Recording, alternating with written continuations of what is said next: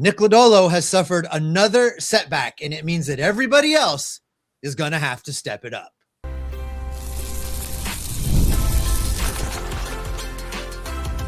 You are Locked On Reds, your daily Cincinnati Reds podcast, part of the Locked On Podcast Network, your team every day. I'm Stephen Offenbaker. That's Tim Daniel, and today's show is brought to you by FanDuel. During the rest of the tournament, FanDuel is offering $300 back in bonus bets every day for 10 days. Head to FanDuel.com to get started. A little bit later in today's show, we're going to try to make sense of the struggles that the Cincinnati Reds outfielders as a whole have experienced since the start of the season.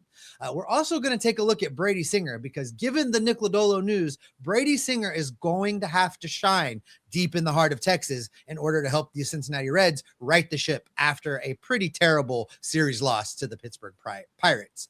But where we are going to begin is with that Nick Lodolo setback, because Nick Lodolo was sent down to Daytona, Tim, and he was asked to go make a start, get tuned up, get ready to go, and be ready to jump back into this rotation when the team got to Miami. He was going to meet the team in Florida, drop back into the rotation. All was going to be right in the world.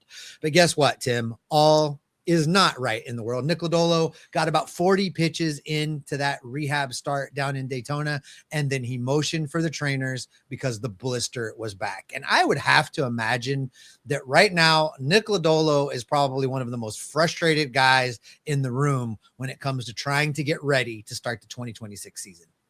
Yeah, and especially it's frustrating because if you were following along with it, I was following along on Twitter. I wasn't listening to the broadcast by any means, but just kind of the people who were keeping us entertained and keeping us informed throughout the broadcast. He was dealing. He looked like Nick Lodolo. He was pitching really, really well. He was striking. I think the first inning he had 2 strikeouts and a ground out, or was it a strikeout and a 2 ground out? Anyway, he was getting people out. It's the point that, you know, he was doing what you wanted to see from him as we were getting ready for him to be back and join the team in Miami, like you said. And then, like you said, we get the call that he calls for the trainers and heads out. Obviously it's irritating for him. I'm sure it's irritating for us as fans. I don't know, how a blister can continue to be this thing now that for 3 years in, and we're having the same conversation. So that's obviously irritating, but hopefully this is something where, it was a false alarm and we get to move on. He's still going to join the team in Miami. I'm not confident that's going to be the case by any means, but, yeah, now we have to see how things go from here. Obviously, this means Brandon Williamson probably gets another chance at a start if Nick Lodolo has to miss that Miami start. Yeah. We had kind of already talked about the idea that Brandon Williamson probably gets one more start before Nick Lodolo was activated.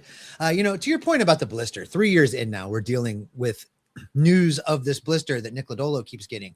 I spent a long time talking with Chris Welsh the last time he was out here in Hawaii, and we talked about these blisters and what you can do. And Chris's answer was basically nothing. Your options are to hope that a callus develops and you can continue to pitch. Option B is you have to change your grips and you have to change the way that you're pitching. We saw Nick Lodolo experiment with that. If you recall, the curveball was not there. The back foot breaker was not breaking. It wasn't going well for him trying to learn these new grips. He went back to the old grips. And of course the blisters have come back. Chris told me that back in the day, they used to try to put some of that liquid skin on pitchers' fingers or try to cover it up. But all of that ever ended up doing was to start the peel during the game, and you either had to rip it off the rest of the way, or it affected how you could grip the ball, which in that case, you just change your grip anyway. Yeah. So to kind of correct the problem. So I don't know that this is a problem that Nick Lodolo can overcome in a way that he can still be Nick Lodolo, the guy that the Reds need him to be. He's going to have to basically reinvent himself if he's going to get back on the big league mound and not continue to suffer from this blister problem. Yeah, and that's the scary part because first round pick, supposed to be your set, one of your top 2 or 3 pitchers in your rotation, a guy you rely heavily on. If you get into a situation where you're in a short series and you feel like, man, we've got 3 guys that are better than your 3 guys in most circumstances, and right now 2 of those 3 guys you don't know when you're going to have back because there's so much uncertainty in the air. Now it's kind of a whole up in the air thing, and that's really frustrating because you're feeling like all is well. You're coming off that frustrating Pirates loss. You're like, it's okay. We're going to get our guys back. We're going to get rolling again. And now you're kind of like, okay, when are we going to get our guys back? We know one's not going to be till at the earliest July. We don't know when this one's going to be. So now we're kind of into this uncertainty so early in the season. And that's the part that's really frustrating because we thought we knew what this was going to look like. We thought one rehab start and we get him back. But like you said, we've been doing this over and over again with him now. It is time to just kind of figure out, like, if the grip's not working, I get it, but there's got to be something at this point because we're going through this over and over again. I mean, we're at Groundhog Day at this point. How fortunate are we that Nick Krall did not trade starting pitching when all of us were like, hey, we've got a surplus. You can go out and do this thing, that thing, or the other thing. And Nick Krall was like, no, the depth is not what you think it is. And he turned out to be right. Mm-hmm. So, I'm glad they hung on to these pitchers, but now we circle back around to the guy that you mentioned just a second ago. And that's Brandon Williamson, because his first start out was not terrible. I mean, it wasn't great, but also first time back in over 500 days. I was glad for him to get back out on the big league mound. We haven't heard that there were any problems. There weren't any lasting effects. We haven't heard that he didn't recover well. We just know that the start wasn't what he wanted it to be. That start, in case the view that may have missed it, was 4 2/3 inning. He allowed 6 runs on 6 hits, gave up a baseball leading 3 home runs in that game, walked a couple guys. He did strike out 3 dudes in that. If the Reds are going to get through this and weather both Hunter Green and Nick Lodolo being out for what now looks like an extended period of time, Andrew Abbott's going to have to step up and be the ace of the staff, and Brandon Williamson is going to have to deliver. He's going to have to turn in solid, let's just call them number 3, number 4 type pitcher performances while those 2 guys are out in order for this rotation to sustain itself. Yeah, and especially when you look at like Rhett Lauder and Chase Burns had really good first starts, right? Those 2 guys delivered. Those 2 guys did why they were guys that we took in the first round so early in their drafts, back-to-back years at that. And those guys did what you expected them to do. And man, was it awesome to see those 2 do what they were expected to do. So for Brandon Williamson, I don't want to say you're necessarily feeling the pressure of like, look what those guys are doing. It's my turn now. Because like you said, it's not like we're talking about everyone's just outstanding right now. I think Andrew Abbott was fine in that last Pittsburgh start, just had a rough first inning. I thought he recovered really well, but he was great opening day. Burns and Lauder, I thought were great in their starts, especially considering Lauder's kind of the same situation as Williamson. Was a long time before he had pitched in the big leagues. And then for Brandon Williamson, I mentioned this in the postcast, the fact that he even made an Major League start is a win for him. Mm-hmm. So we got to at least kind of celebrate that part. But yes, he's going to have to, at some point, we got to get over the Cinderella story of the guy who battled Tommy John and made his triumphant return after his second Tommy John surgery. Now it's like, all right, dude, like, it's great you made it. You had a really good spring training. Now we need you. And I was listening to Tommy Thrall during Williamson's start, and he was kind of talking about the fact that he's like, look, I think he was just due to have a bad game because he delivered so well in spring training. He pitched so well then. And I don't necessarily know if I agree with that. As far as like, yeah, he did. That's what he was supposed to do. He's right. Facing minor league guys for the most Correct. part. That's where I'm getting. I don't know that I kind of, I get what Tommy's saying with that.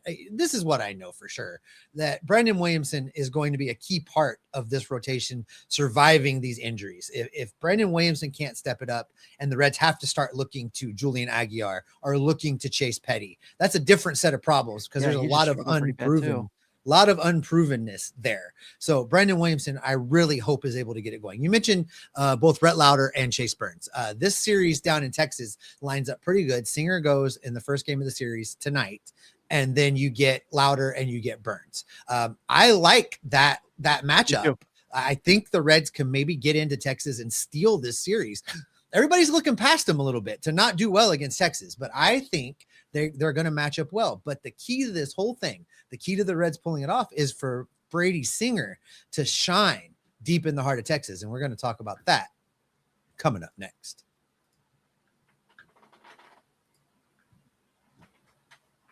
All right, folks, today's episode is brought to you by FanDuel. The tournament is still going. One of the best times of the year. Brackets, buzzer beaters, upsets. It's nonstop action right down to the final cut down of the nets. And right now, FanDuel is giving new customers a way to stay in the action all tournament long. They are giving you $300 in bonus bets back for the next 10 days. That means 10 chances to stay involved throughout the final 4. You can mix it up however you want, game picks, futures, and even same game parlays while the games are going on for potential big payouts. It's perfect for the tournament because every day there's something new, different matchups, new storylines, and more ways to get involved as the brackets continue to unfold. So visit FanDuel.com to sign up today. That's FanDuel.com to get in on the action. We know you are everydayers. Thanks so much for being here. Thanks for joining me and Tim filling in for the vacationing Jeff Carr, who is out on a boat somewhere in the middle of the ocean, a lucky dog. We appreciate you guys being everydayers. Elevate your game a little bit. You live this team already. Join the Everydayer Club. The Everydayer Club is available to you in the audio feeds, ad-free. Locked on Reds, $5 a month, $50 a year. Visit lockedonpodcast.com/everydayer to get started today. And I think the promo code finally is still working for you. You can get your first month free. So go check that out. We would love to have you as an everydayer. All right, Brady Singer, Tim, I didn't think we would find ourselves in a spot here early in 2026 where the narrative is Brady Singer has got to step up and deliver if this Reds ball club is going to be able to win some ball games. No, we weren't supposed to be here this early in the year, right? This is like a Dante and Clerks. I'm not even supposed to be here today, and we're here, Steve. So obviously a tough matchup against a good Texas team who they're coming off a loss against the Orioles, so they probably want to kind of get back to as well. But a game that they're going to need a lot from Brady Singer. In his last game, he started out okay, and then I guess he also had his own blister problem then spring training at the end there that he's dealing with. So please, for the love of God, just make your innings, okay? Just give us 5 and 2/3, 6 and 2/3. Just be on the mound enough to give the bullpen some rest. But yeah, it's scary because this Texas team has a lot of really good players and really good hitters and the Corey Seagers of the world. And, you know, I don't know if I call Jake Burger a good hitter, but he can hit one a country mile, or in this case, a Texas mile. So there's those guys he's got to be concerned with. And I was actually just looking in between when you were doing your ad read, just seeing how guys have hit in their career on the Rangers lineup against Singer. And the most at bats anyone has against him is Corey Seager with 8. And he's actually done really well in his career against Corey Seager. And then Jake Burger also, he's done really well against. So if history has anything to say, this matchup's going to be favorable to Brady Singer, but we all know that doesn't mean anything until the pitches are thrown. I would love for Brady Singer to be able to keep things on the ground and in the infield against the Rangers, because we're going to get into the next segment talking about the outfield struggles that this Reds ball club has been experiencing. And I don't know if you've ever been to a game at Globe Life in Arlington, but that outfield is wonky. If you recall, a few years ago, the Reds played there and there was a ricochet off the wall that ended up being an inside the park home run. That outfield is difficult to play. So Brady Singer needs to keep that ball down and on the ground. Looking at, I don't know if you saw Brady's last start. I know you are oftentimes listening to the radio broadcast, but in that last start, you could clearly see when that finger started to bother him. And they talked about on the TV broadcast that there was a flap of skin left over from that blister that the training staff had talked about. Maybe we cut it off, maybe we don't. And they decided not to. And then there's a good shot there in like the 3rd or 4th inning of Brady Singer's start of him biting it off and ripping it off and spitting it out on the field. So, you know, he took care of that problem himself. I hope that finger has healed up and is ready to go, because you're right.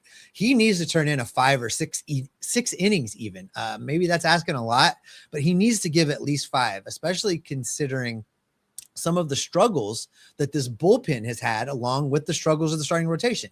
We really thought this pitching group was going to be the strength of the team in many ways. And I still think they can be. I'm not giving up on them. I'm not giving up on any of these relievers. I'm not giving up on this rotation, but it has definitely been much more of a struggle out of the gate than I thought that it was going to be. And that also holds true for the bullpen, because we've seen Connor Phillips be Mr. Inconsistent Connor Phillips that he has been. When he is on, my God, his stuff is good. Yes. But you just never know where it's going to go or if it's going to be remotely close to the strike zone or not. The walks are a real problem with him. And then the struggles of Emilio Pagán, who came off a career year in saves, has an opportunity to even go further with his save total, because we think this Reds team is going to win more games. And we think that Emilio will not have to put out as many fires and can be exclusively in that closer role that I know you love, Tim. So we thought that Emilio could be that guy, but his first couple outings have looked like he is really working just to kind of try and find his zone. Yeah, and that's frightening, right? Because he just got a new big fancy contract right in December. So that kind of makes it difficult as well. And yeah, you're right about Connor Phillips. Tony Santillan, I wouldn't say it's looked great. He looked like but he's looking much better. That last outing looked a lot better than the previous one. Yeah, I completely agree. And then, the idea was that we would have one of these guys currently making spot starts in the bullpen. I will say Sam Maul has been much better than I thought he'd be so far this year. And I hope to God he keeps that up, because we're still waiting to get, all our guys back in the bullpen as well. But yeah, it's just kind of really shocking. The Pagán thing, I'm not necessarily surprised by. I do kind of think he pitched a little over his head last year. And I know a lot of people like Tim, he did that all year. Yes. But let's all remember, had some favorable defense behind him at times. And let's all remember that he was the one that threw the pitch that Brian Reynolds almost ended the Reds season with if it wasn't for Noelvi Marte making the miracle catch last season. Not that I dislike Pagán, but, he is keen to give up home runs. Our good friend Matt Wilkes from Reds Content Plus put a tweet out that since Pagán entered the lead, he has given up the most home runs of any reliever in baseball with 87. Oh boy, you're just Mr. Happy Good News, aren't you? Well, that can't hold. He's going to have to figure that out because Terry's going to keep going to him in save situations. He is the guy. That's why he was brought back. That's what he's being paid to do. Jeff always says relief pitching is a fickle thing, right? And I agree. And I agree with that. It's you just never know, but I just can't imagine he's going to fall that far off the table. If he can still land somewhere between 32 and 40 saves, that's a win for the Reds. That's a good re-sign. But they can't. We talk a lot of times about, it's early. It's just April, Tim. These games matter just as much. And I know people aren't looking far ahead, but the Cincinnati Reds are going to have to position themselves to be out in front before they stumble their way into the month of September, because that schedule is brutal. They can't do hashtag sneak on in. They can't do the hopes of somebody else collapsing and letting them do something, because they are going to run a gauntlet for the entire month of September. These games are very, very important now. That's why I was so frustrated that they lost this series to the Pittsburgh Pirates, because it's a series they should have won, especially when you get a game where you finally score a run on Paul Skeens. You have to win that series. So now I feel like we're here in April, first road series of the year. And while must win is probably a little overreacting, that might be a little much. Steve, slow your roll. I know, but I feel like they kind of need to win this series and head into Miami with some momentum.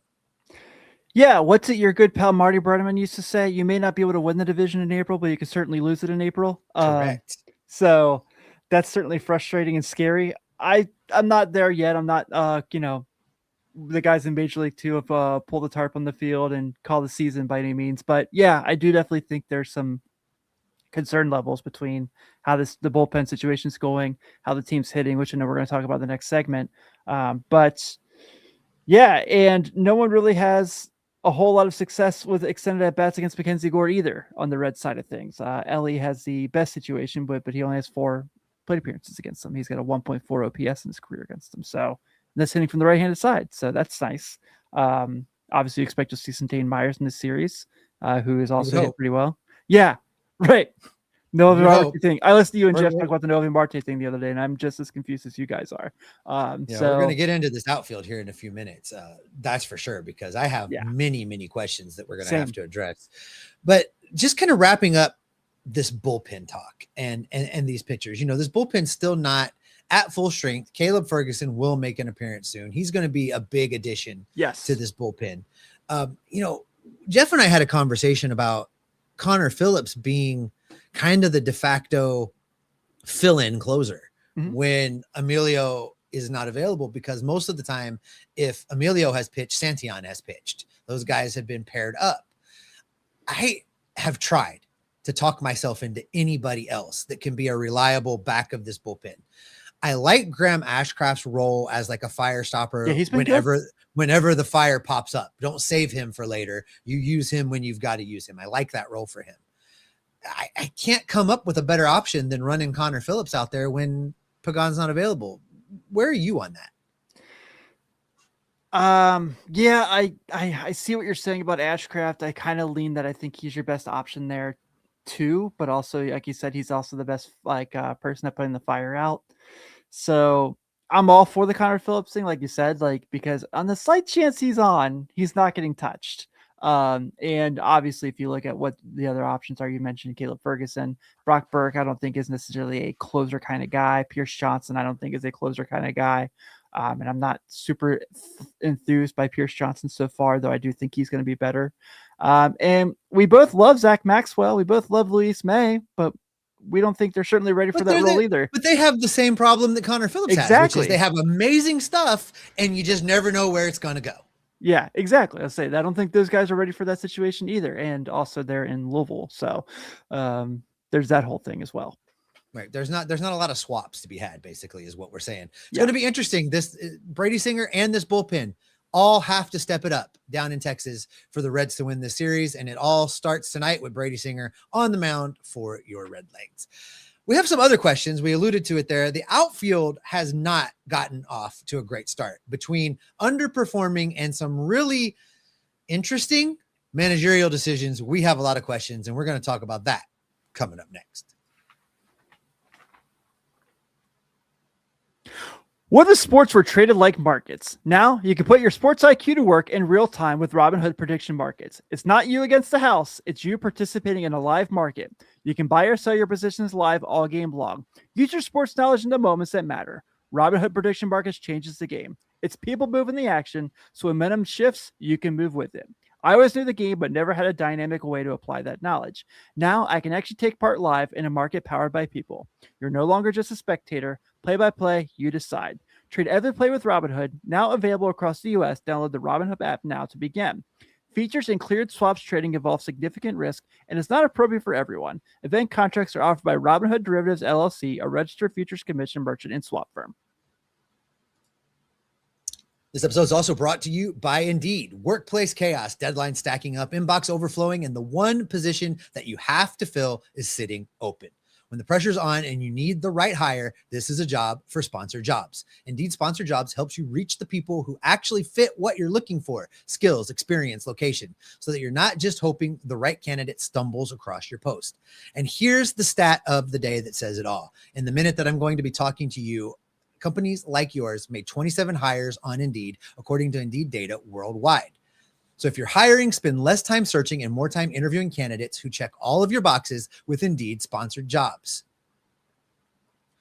There's less stress, less time, and more results when you need the right person to cut through the chaos. This is a job for Indeed Sponsored Jobs. And listeners to Locked On Reds get a $75 sponsored job credit to help get your job the premium status it deserves at Indeed.com/podcast. Just go to Indeed.com/podcast right now and support Locked On Reds by saying you heard about Indeed on this show. Indeed.com/podcast. Terms and conditions apply. Need to hire? This is a job for Indeed Sponsored Jobs. If you can't watch us here on YouTube, we are on pretty much every single audio podcasting platform that's out there. If you find one we're not on and you need us to be there, send Jeff a message when he gets back from the boat, wherever it is that he is drinking his Mai Tai right now. He will get you fixed up, I promise. You can subscribe over there and subscribe here. Click the notification bell. We got lots of great stuff coming your way all season long. Locked On Reds Monday through Friday. Tim Daniel on the Reds Postcast after every single Reds game all season long. We got you covered with all your Reds news. All right, Tim, the outfield. Boy, outside of some good defense from Dane Myers and a couple timely hits, including his walk-off, the outfield has been not a lot of fun. Not very good at all. Let's start in center field because I have a lot of questions. I thought Dane Myers was brought in here to be a platoon with TJ Friedl. Same. I thought I heard Terry Francona look at a camera and say they are going to reduce TJ Friedl's playing time to help keep him healthy and help keep him from being banged up. And we went out and got Dane Myers and everything was going to be hunky-dory, except that TJ Friedl is playing all the time.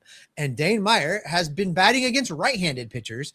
I don't know why. He shouldn't be. His platoon say bat him against every lefty that ever finds a mound and don't let him hit against right-handed pitchers.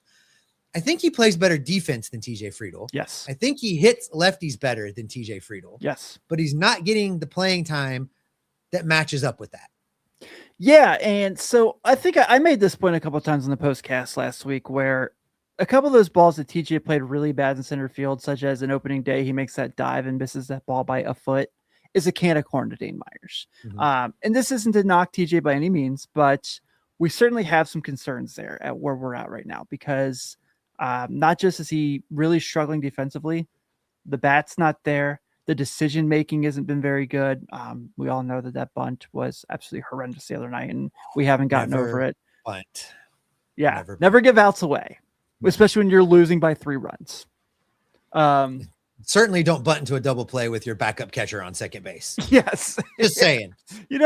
We have rules here. When they're not super hard balls to climb. But with him, man, it just looks like I gotta borrow this from my good buddy Jace, who's a frequent listener who I talk about baseball with all the time. But he's like, he looks like he aged 10 years in the offseason. And I hate saying that, Steve, because I love TJ Friedl. And I want TJ Friedl to be awesome. But his best role right now for this team is being in a platoon with either Dane Myers or Spencer Steer in the corner infield in the corners because, we're going to talk about Spencer Steer too. But the current role they have for him playing every day, leading off and playing center field every single day, I don't think works for him anymore. No, you bring up Spencer Steer, and I think you've got an article coming out over at SI that's going to talk about this a little bit. As bad as it's been with TJ Friedl, Spencer Steer's not been much better, at least offensively. No, he's been awful. So he has 17 at-bats. He has 1 hit, 1 gosh darn hit. We're a family show. And he has 2 walks and 7 strikeouts. And I think it's great that he's been able to play multiple positions. He's played a lot of left, obviously. He's played a little right. He's played a little first this year. But at some point, that can't be the reason you're on the team. And, I don't want to go in here in April after 6 games and say guys' days with the Reds are numbered. But if you're him and you're looking at, Dane Myers is playing really well. Well, these guys are lefties against righties. Well, Hector Rodriguez is getting better and better as the year goes on. Well, Rhys Hines is crushing the ball in Louisville. You a little nervous? I know. I'm with you on Rhys Hines. I don't know if it's real, but I'm intrigued. Yeah, I don't think any of the guys at the big league level are really nervous right now. And I think that's part of the problem. While they did go out and get that right-handed power bat that I wanted, it wasn't an outfielder I wanted because we've known this position group is thin. Mm-hmm. And I have to be careful. I try to continue to tell myself we're only on the 3rd series of the season. There is time and guys will heat up and things will be okay. Spencer Steer, I think, adds a lot to this team. And when you listed all the places he's played, you left out third base. He played an inning at third base for the first time in years. And, just because Terry asked him. And that's pretty valuable. I think Spencer Steer's hitting will come. There was a game where he nearly hit a home run that March, April was not a home run that in June, July would have been a home run. Right. So, that's true. do we talk a little different about him if he's had a walk-off winner? Maybe. But I have concerns, and you add that to, the conversation that Jeff and I had the other day about Noelvi Marte. And I just don't feel like anybody in this outfield right now is being used correctly, save for maybe Will Benson, but his correct usage is coming at the expense of Noelvi Marte. So it's kind of hard to figure out what it is that Terry Francona is seeing out there that's making him pull the levers that he's pulling right now. I think we should go ahead and tell the everydayers. I promise before this show is over, we will say something positive about the Reds because this has been a lot of there's this. But yeah, I'm with you. The Noelvi Marte thing doesn't make any sense to me. And like you said, the expense of Will Benson, where most people will say it's a lefty thing, it's a lefty and righty thing. Yes, you're correct. But Noelvi Marte is a better hitter against righties than he is against lefties. Correct. And that's the kind of thing where it's okay, what is Will Benson's role here? If you were to tell me Will Benson platoons in left field with Spencer Steer, TJ Friedl becomes the 4th outfielder, I can get behind that because I know Will Benson might run into one on occasion. Do I think it's the best strategy? No, I don't. But with this outfield, what is the best strategy? So that's the thing we're kind of situated here. But I think the best strategy should be Noelvi Marte should be playing because you need to figure out if he's good or not. He certainly had stretches last year where he was awesome. He had stretches last year where he was horrendous. So you got to know. I mean, that's my point in my article, which will be coming out tomorrow, hopefully, is that at some point, the Reds have to figure out when they take that next step from just sneaking into the playoffs and being a competitive team, they need to know who on this current roster is going to be a part of that group. And Noelvi Marte has what it takes to be that guy, but we got to see it. You know, this might be the part of the season where a 25-year veteran manager, say named Tito Francona, Hall of Famer, looks in the camera and says, "It is a marathon, not a sprint. This is going to work itself out. Everybody chill." And I keep telling myself that too, Tim, because I still believe in this team. I still believe these guys are going to get going. And we haven't seen the best version of this team on the field. It's going to take a while to get everybody back from injury, but I'm still excited about them. I still think there's a lot of potential for them to play up to. I just don't want to see them do that thing where you have a horrible April and dig a big hole that you spend the next 3 months trying to dig out of. That's what we're hoping to avoid. That's what we hope they play their way out of. And it all starts deep in the heart of Texas tonight with Brady Singer on the mound for the Reds. Rhett Lauder goes in game 2, Chase Burns in game 3 of this series. I look forward to watching these guys pitch. I hope Brady Singer turns it on. You guys, make sure you've clicked the subscribe button. Make sure you click that notification bell. That's going to do it for this edition of Locked On Reds. We appreciate you being here. Thanks for being an everydayer. For the audio folks, go check out Locked On MLB. Sully's got you covered with Major League Baseball from a national perspective over there. Former Reds reliever Mike Stanton has you covered over there with Major League Baseball from a player's perspective. And Locked On MLB Game Night is watching every single game, every single night, and then telling you what happened so you don't have to watch 20 hours of baseball in a day unless you just really want to. For the video folks, we're going to redirect you over to Locked On's first ever 24/7 national YouTube channel where the experts of the Locked On Network are talking about 24 hours a day, 7 days a week, all sports included. We will be back in your feeds on Monday. I think I'm going to be solo on that show. Tim will be back next week helping fill in for the vacationing Jeff Carr. Make sure you click subscribe, click the notification bell. We'll keep gathering up the news, the notes, the rumors, the reports, the information to keep you locked on Reds every single day. Ooh.